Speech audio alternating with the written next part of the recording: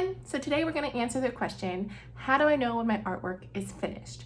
And then at the end, one of you guys sent me your artwork for a critique, and I think this question actually leads really nicely to that critique, so we'll do that at the end, but the question first. Okay, so the full question, how do I know when a piece is finished? And how do you know when you're about to overwork something? And how do you pull yourself away from that edge when you see that happening? So I would just like to say that I feel like this is something I experienced a lot when I was a younger or newer artist, and it definitely improved over time. So there's hope. There's a lot of things with the art where I'm just like, you will always feel that way. But I feel like this one in particular, I did see improvement throughout my career as an artist. So there's some hope here.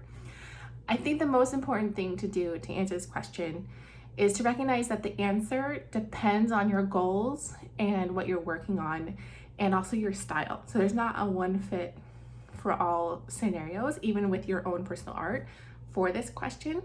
So I think the most important thing is to first decide, what are your goals? So I would say that I personally am not a perfectionist.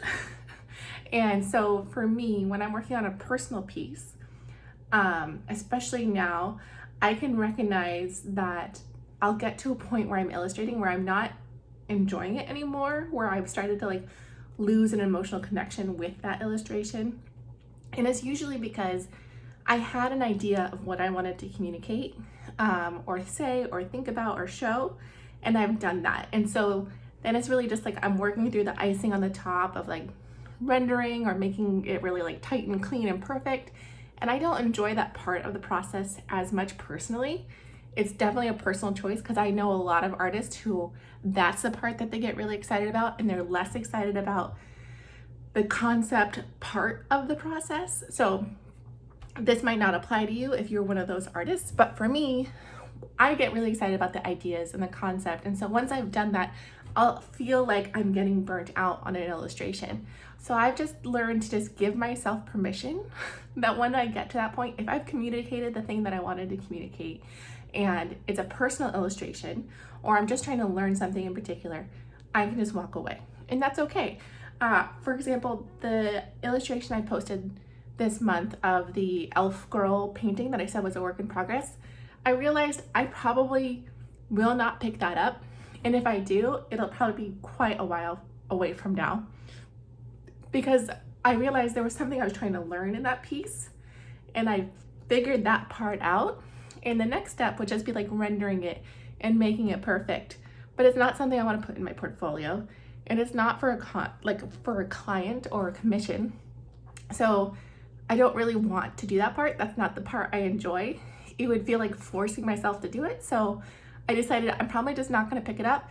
I'd rather pick up a new piece and try it again and see if I get a little farther the next time. I really need to learn to like talk less fast so I don't get so out of breath in these videos. I just like chill. Okay, so now let's say, so that's sort of, if you're working on a personal piece, that's my own personal philosophy. It's okay, walk away whenever you're ready. If you're done, it's done. That's okay. You don't have to say everything's a work in progress. You can say, that's it, we're done, we're moving on. It's totally fine. So, but now let's say you wanted to learn something in particular. So in that example of the elf painting, I wanted to learn something specific about lighting. I was trying to understand how people put a character in shadow with a really bright light and that contrast, and how to make that work. I just find it really interesting. And I noticed in a lot of my art, I'm not able to do that. So that was something I was trying to learn. So for yourself, when you're creating an illustration and you're trying to learn something, it's okay to focus on just that one thing that you're trying to learn in that illustration. And once you've achieved that, or even if you haven't, if you're just like, you got progress, you learned something, it's okay to be like, okay, I did it. Let's try it again with another piece. And that's what I'll likely do. I'll likely just start an entirely new piece, practice it again, and then move forward. It's also, I think in general, the way that I learn art that I feel is the most helpful is in general to try and learn just one thing at a time anyway. That way you're not overwhelmed. And I feel like when you try to learn one thing at a time instead of a whole bunch of things at a time, you can make a lot of progress on that one thing instead of tiny little bits of progress along everything. So focusing on one thing, building that up, working on the next thing and building that up. That's how I do that process anyway, and I find that really helpful. Okay, so that's if it's personal or if it's you're trying to learn something. So now let's say you're working on something for a client or for your portfolio, and you don't want to just walk away. Even though you feel done, you like want it to get it to a certain level of polish or professionalism, but you've started feeling burnt out. I think the most important thing to do when you're at that point is that's a sign to just walk away and come back if you can, like in a few hours, but especially if you're working late at night, get some sleep and come back and just do it that way. I also try, if I can, to find something else about it that is exciting to me, because like I said, for me, the concept part is the most exciting part. And so I try to figure out ways along the process that can keep me excited. So what I found is, since I do like concept and ideas, I'll lay out the basic idea in the beginning, but as I'm like rendering, I'll try to think of other little details or fun things that I can add along the way to keep me excited. So for example, I had a portrait that was like it's one of the first ones in my Instagram page of the girl with the starry night. I started adding like little constellation freckles. That wasn't there in the beginning, but it was something that got me excited in the middle of the process where I'd started to lose interest. That helped me move along. Okay, so now let's say you're just not sure if you're done. So you've been working on this piece, you're like, I think it's done, but I'm not really sure. This is what I do. So I kind of have a checklist of things that I want to achieve with my illustrations. So obviously you have like clean lines or color or value, but I noticed for my own paintings, when I put up my paintings next to paintings of other artists that I really like, it was falling short. And I realized I was missing things like texture or pattern or little details. And so when I get to that point where like I kind of feel like I'm done, but it doesn't look finished, I'll go back to that and be like, okay, did I add some texture? Are there little bits of detail, like even just like little pieces of fur or extra objects in the room or whatever it is that I'm painting that I can add here that makes it feel more polished and finished and more at the quality of the other art and style that I'm trying to achieve. And that was one of the other points. How finished your illustration looks depends on your style. And I feel like this is really hard for people that have a really rough, loose style similar to mine, or like in children's illustration, as opposed to if you're trying to do something that's like hyper realistic or photographic, because it's easier to see like, okay, well, it's not rendered enough, it doesn't look complete, but it looks, so how do you do that when it's like super sketchy illustration style? How does this one look done, but that one doesn't? And I think part of this is that making sure that you've taken the same level of care and attention for every part of the piece. Because I feel like sometimes what happens, like I'll do like more attention to the character, but then I won't touch the background. And so then it looks unfinished because there's a discrepancy between the two. So the background doesn't look as finished or good as the character does. And so then it feels unfinished. So that's one of the things that I look at. And even if it's like a rough sketch, you can rough sketchly, but I don't know how to like thoughtfully. I'll try and show you an example of that in a little minute. But that's what I do. Like I make sure that I can still draw it in a sketchy manner, but it was still thoughtfully placed. I made sure I know this is a sketchy line that I want to do, as opposed to just kind of scribbling all over. Okay, so the second part of the question is, here we go. How do you know that you're about to overwork something? I don't run into this as often now, but I definitely did early on. And what I would do is I would save out PNGs of my illustration as I went along. So that way I could compare. So I would save out an image, I'd keep working, I'd save out another image, and then I'd compare the two. And I would ask myself, did this get better? Did this get worse? Or is this just like linear improvement? Like it's different, but it's really not better or worse. I just moved some strokes around.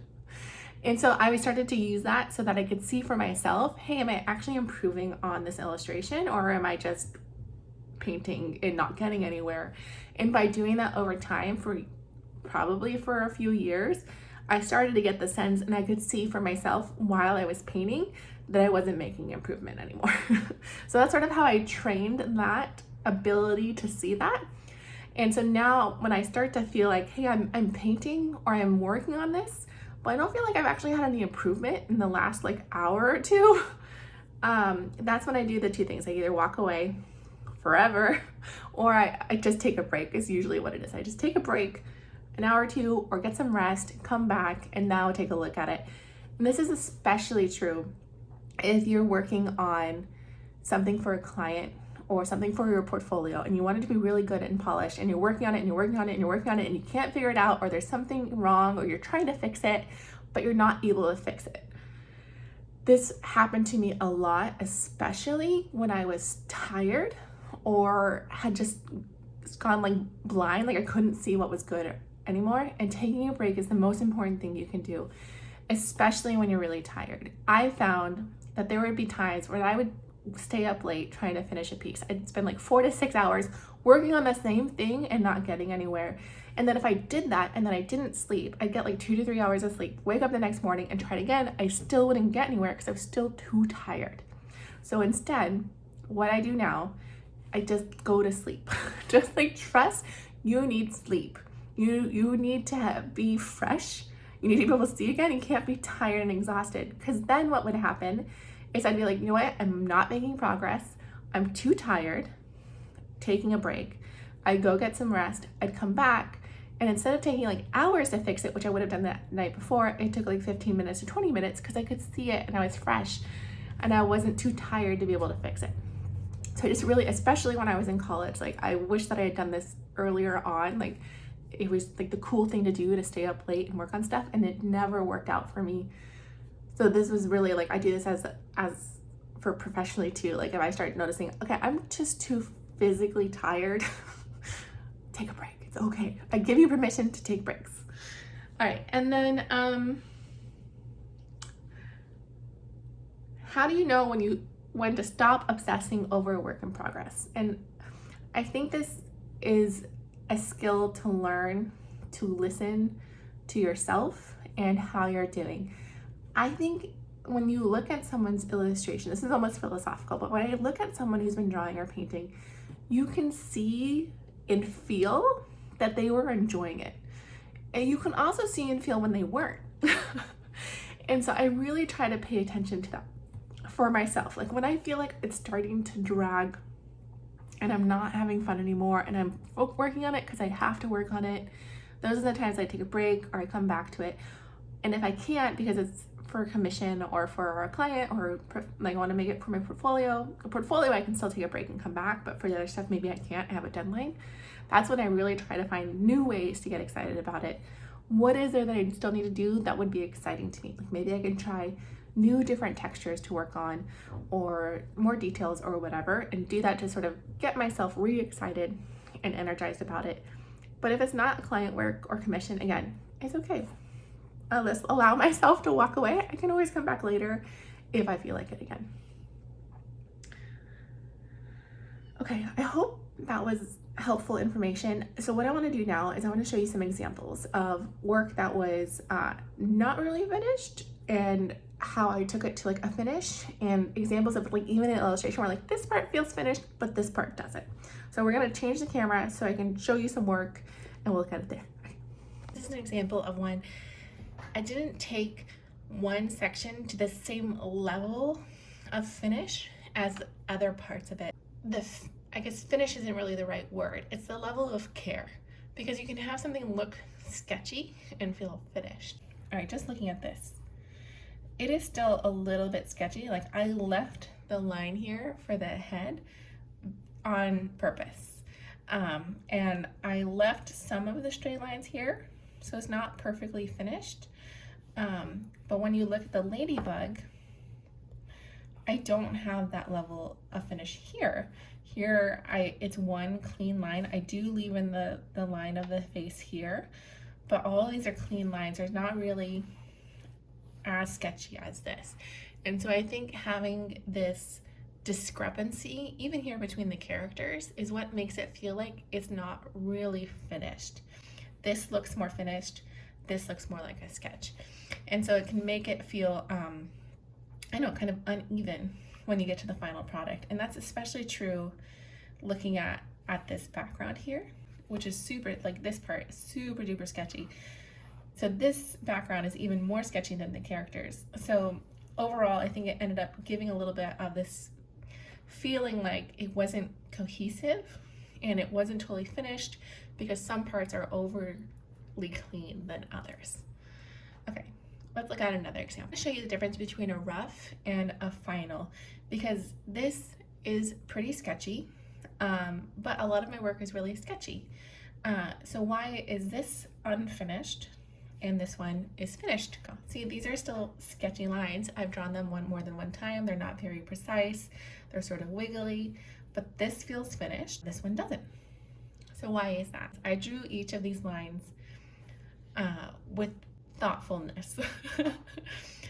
Whereas this one was, I was trying to lay it down and I'm trying to figure it out and I'm sort of scribbling. But these ones, even though there's many lines, I did them all thoughtfully. And then the second thing is, one of the things that I love about art and about other people's art and my own art is depth of color. So there is here like grays and brown, but it's sort of one tone. I like to go in and add more variety. So now there's oranges and yellows and whites, and there's blue here in the shadows. So now there's more depth of color. And then finally, if you take a really look close in, you can see that there's more texture here in this one. Oh no, never mind, can't texture, but sometimes I don't have the texture in there, and I always want to make sure that I add that at the end because it won't feel finished until I've done that. Here's an example of an illustration that was finished for me at the time that I then later made it more finished. So originally when I did this painting, again, I was trying to learn something really specific about lighting, about having something half in shadow and half in light. My plan was only to take about an hour, 2 hours maximum to do this illustration, which is about how long I spent on it. And when I got it there, I was like, okay, that looks good. I'm done with this. I want to move on to the next piece and try again. However, I came back to it a few years later and I like this piece, but I don't feel like it's at the same level as my current illustrations.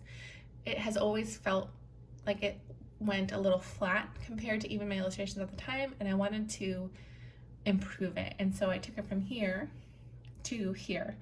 And you can tell that there's more contrast in the shadows, in the light, as well as just less sketchiness, more refined in the shapes. Like if you look at her legs here, it's pretty wobbly and sketchy, whereas I refined those shapes more. Also had more depth of color like we talked about, like this yellow to the orange here, whereas this looks more brown, and so I went in and fixed those colors. And these leaf shapes are very much simple sketch shapes. Here I took more care in making sure that they looked like leaves that I wanted them to look like, and refined it even more. And even here, she's just in a little circle. I wanted to add a little bit more interest and detail, and so I added that in. And so that's what sort of takes this illustration from looking like it's not really done to more of a polished final piece. So now I want to show you how this looks like if you were to do this with your own art to decide whether or not it looks finished or not. So this was one of the, this is from Tayaba. She sent me her surface design art for critique. So this is what she sent me, and I thought these were nice designs, but they didn't fully look complete to me. And the reason is because this is the inspiration that she sent me in comparison. So I asked her what are her favorite artists, what's the style that she likes or that she's going for. And these are the examples of some of the artists that she really likes that she sent me. And when I compare these illustrations here to here, I think that you can tell that this isn't taken to the same level of these ones, but why? So let's take a look at that. Now let's take a look at her version versus two sort of similar illustrations. I'll just notice a couple of things that stands out. the pattern and details. So first of all, if you notice, these patterns all go out to the edges and are cropped, but hers are sort of floating in the middle. So I would want to make sure that the pattern that you're doing has edges. Just make sure that we're going all the way out to the edges here, and this is already starting to feel more like a pattern. I know this isn't a repeating pattern at this point. You'll have to do that, which I'm not going to do a tutorial on that, but let's just pretend like it's actually a repeating pattern. Okay, so already that's feeling a little bit more similar to these and a little bit more finished. However, you'll notice that with the oranges here or with the starburst pattern, the size variation is more distinct. You do have like one flower here that's a little smaller than these other flowers, but otherwise the flowers are all about the same size. And in this pattern, we have really big sun, and then we have the smaller suns. And here we have either the oranges, which are pretty close in size, although they do have a big orange and a little orange here. They have a third element, which is these little flowers, which are smaller. So if you wanted for yours, you can maybe add like a little leaf or something. And now we have another element that is a little bit smaller, so that there's more variety in our pattern than just the flowers. Oh, the other thing you could do is, I don't know, you could just do, maybe there's like a pattern in the back that's a smaller pattern, but you can see how much more full this pattern was compared to the pattern that you had. Now already this is feeling more full and it has the variety of the sizes and it goes out to the edges. So now this is feeling closer to these designs. Take a look at this one. So I wanted to compare it to these two because they felt like they were the most similar in the amount of detail that you were going into. Like these ones obviously have the whales, but since you didn't add any sort of character or thing, I thought maybe you wanted more like a pattern like this.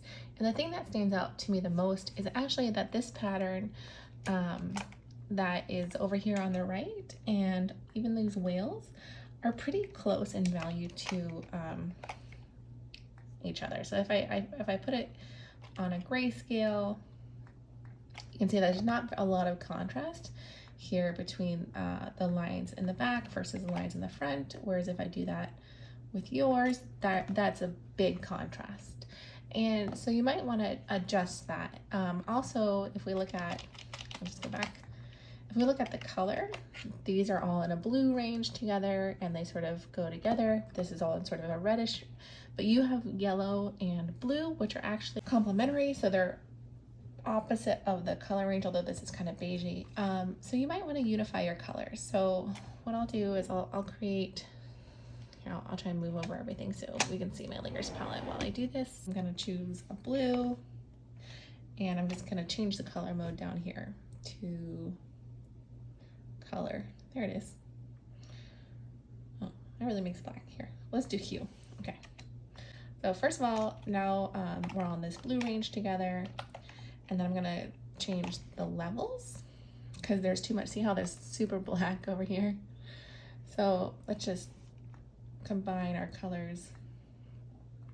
Maybe a little, get rid of that super dark black. Sorry, I went the wrong way. See if I can get it a little, yeah, see now there's a lot less contrast here between the background colors and the foreground colors as opposed to before. All right, so this is one way that we could, if we compare to what it looked like before to now this is looking a little bit of a more cohesive of just like a pattern that isn't gonna pop out at you, that you could put on something and it could just be pretty lines, and then you realize, oh hey, it's kind of like ocean waves. So remember, if you are in the $10 tier, you can just email me your questions or your art and I will do your review in the next month. And if you guys have any questions about this video, I'll respond to the comments, and I hope that it was helpful. All right, bye.